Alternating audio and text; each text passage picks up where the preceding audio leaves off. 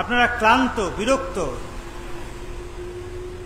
রাজ্য সরকার কি কেন্দ্রের সরকার কি বড় বড় ভোটবাজ বিভিন্ন রাজনৈতিক সংস্থা, এমনকি কোর্ট পর্যন্ত আপনাদের হৃদয়ের ব্যথা, যন্ত্রণা বুঝতে পারল না।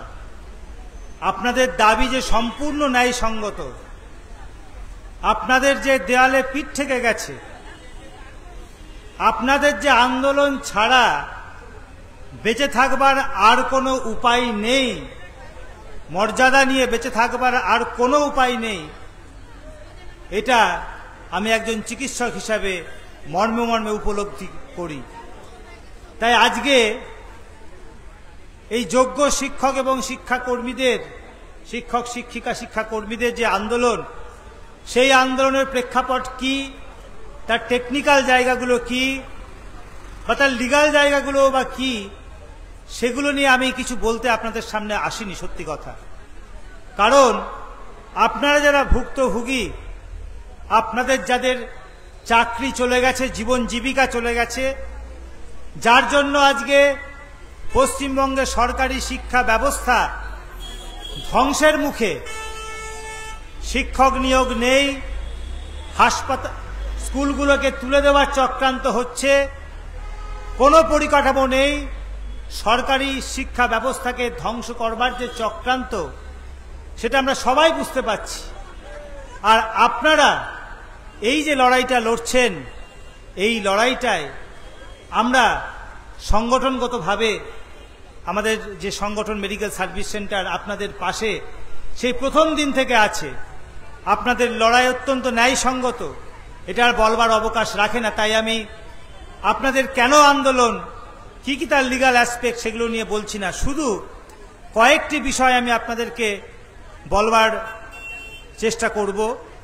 এক নম্বর হচ্ছে, আপনারা যে প্রায় 498 ঘন্টা এই অনশন করছেন, বিভিন্ন জন এর মধ্যে অসুস্থ হয়েছেন, কারুর সুগার ফল করে গেছে, কারুর ইউরিনে কিটোন বডি পাওয়া গেছে, কারুর প্রেসার ফল করে গেছে, কেউ বা খিঁচুনি হয়েছে, বা কারুর দেখা যাবে যে খুব হাই সুগারের পেশেন্ট, তিনি অত্যন্ত অসুস্থ হয়ে পড়েছেন।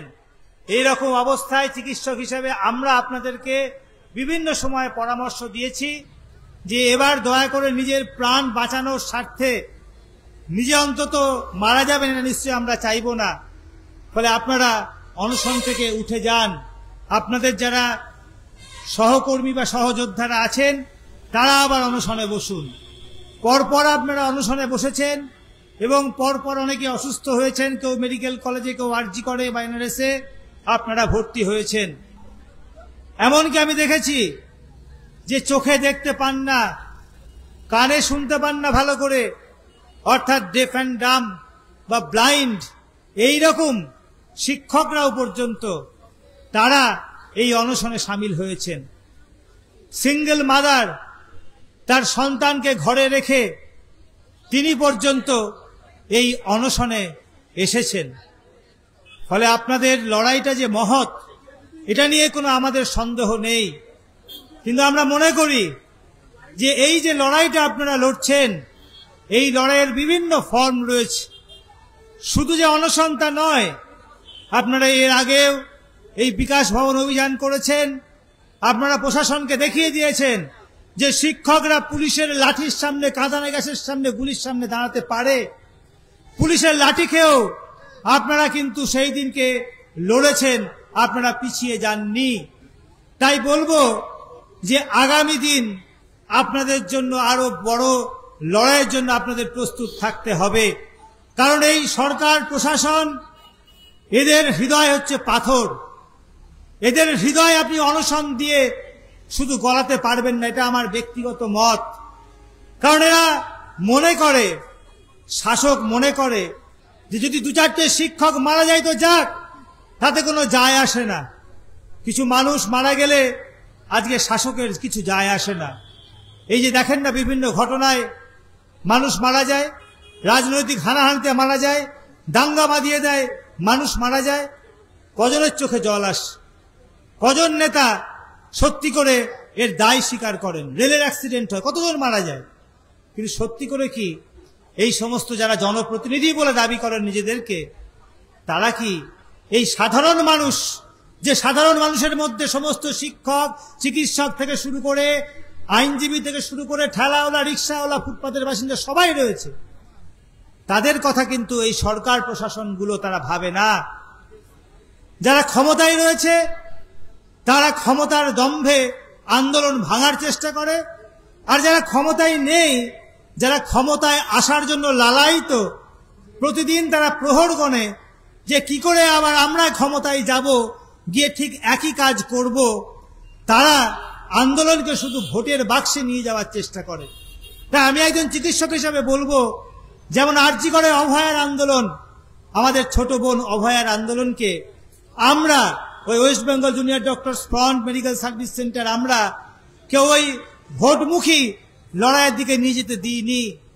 ওই স্বার্থান্বেষীরা অনেকে চেষ্টা করেছিল, আমরা নিয়ে যেতে দিইনি। আমরা লড়াইটা বলেছি যে ন্যায় বিচারের দাবিতে লড়াইটা হোক। আজকে লড়াইটা আজকেও হচ্ছে, চলছে। খুনি ধর্ষকরা ধরা পড়েনি, আর ধরা পড়েনি বলে ওই সাউথ ক্যালকাটা ল কলেজে আবার একজন মেয়ে ফার্স্ট ইয়ারের স্টুডেন্ট তিনি ধর্ষিতা হলেন। এর শেষ কোথায়? তাহলে এর শেষ হচ্ছে স্বতঃস্ফূর্তভাবে এই যে জনতা 14ই আগস্ট জেগেছিল, এইরকম ভাবে জনগণকে দলমত নির্বিশেষে অন্যায়ের বিরুদ্ধে আন্দোলনে এগিয়ে আসতে হবে।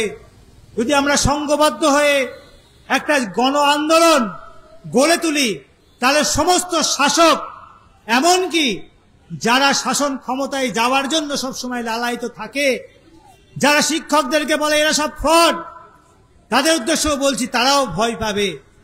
ফলে আপনারা আন্দোলনটা ছাড়বেন না, আপনারা আন্দোলনটা চালিয়ে যান, নিজেদের মধ্যে ঐক্য বজায় রাখুন। যে কোনো গণ আন্দোলনে, মাস মুভমেন্টে বিভিন্ন শক্তি থাকে যারা আন্দোলনকে ভেতর থেকে ক্ষতিগ্রস্ত করার চেষ্টা করে, বাইরে থেকে আক্রমণ করার চেষ্টা করে। কিন্তু আন্দোলনের মধ্যে যদি তার সঠিক মূল্যবোধ এবং বিজ্ঞানকে যদি ধরে রাখতে পারেন, অর্থাৎ যারা আপনারা আন্দোলন করছেন, যে নেতৃত্ব, তারা যদি নিজেরা সৎ থেকে নৈতিকতা নিয়ে যদি লড়াইটা বুক চিতিয়ে করে যান, তাহলে কিন্তু পশ্চিমবঙ্গের মানুষ আপনাদের পাশে দাঁড়াবে। যেমন করে আমার মতো চিকিৎসক থেকে শুরু করে আজকে ডাক্তার অনিকেত মাহাতো, গৌরাঙ্গ প্রামাণিক, এরা সবাই এসেছে, বিভিন্ন ইউনিভার্সিটির প্রফেসররা পর্যন্ত এসেছিলেন।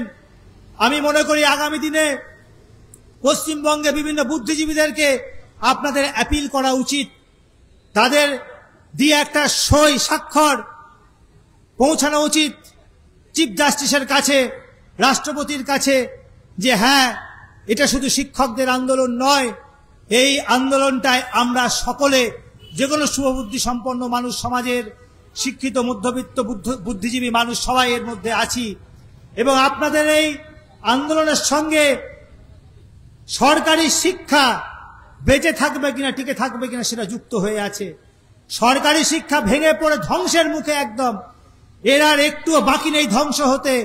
এখনই সময় শিক্ষক, ছাত্র এবং গার্জেনদেরকে ঐক্যবদ্ধ করে আপনাদেরকে লড়াই চালাতে হবে।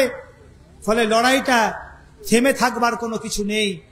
কিন্তু আমি শুধু আবারও অনুরোধ করব যে এখানে যারা আপনারা অনশনে আছেন, 498 ঘন্টা হয়ে গেল, আপনাদের শরীর মূল্যবান, আপনারা বেঁচে থাকলে লড়াই আরো দীর্ঘস্থায়ী হবে। তাই আমার সাজেশন যে আন্দোলনকে আরো তীব্র করবার স্বার্থে এবং সরকারকে একটা ধাক্কা দেওয়ার জন্য শুধু অনশন দিয়েই সমাধান হবে বলে আমি মনে করি না। তাই আপনারা অল্টারনেট কোনো পথ ভাবুন। এটা আপনারা সবাই শিক্ষক শিক্ষিকা, অনেক আপনাদের পড়াশোনা, অনেক আপনাদের প্রজ্ঞা, ফলে আপনাদেরকে ভেবে দেখতে বলবো। এবং এই লড়াইটা যদি অনশন আপনারা তুলেও নেন, এই লড়াইটা আপনাদের চালিয়ে যেতে হবে এবং জনগণকে ইনভলভ করে, গার্জেনদেরকে, ছাত্রদেরকে ইনভলভ করে আপনাদের লড়াইটাকে আরো শক্তিশালী করতে হবে। এই বলে আমরা চিকিৎসকরা আপনাদের সঙ্গে আছি, মেডিকেল সার্ভিস সেন্টার আপনাদের সঙ্গে আছে, পশ্চিমবঙ্গের সুবুদ্ধি সম্পন্ন মানুষ, সাধারণ মানুষ সকলে আপনাদের সঙ্গে আছে। এই ভরসা দিয়ে আমি আমার বক্তব্য শেষ করব।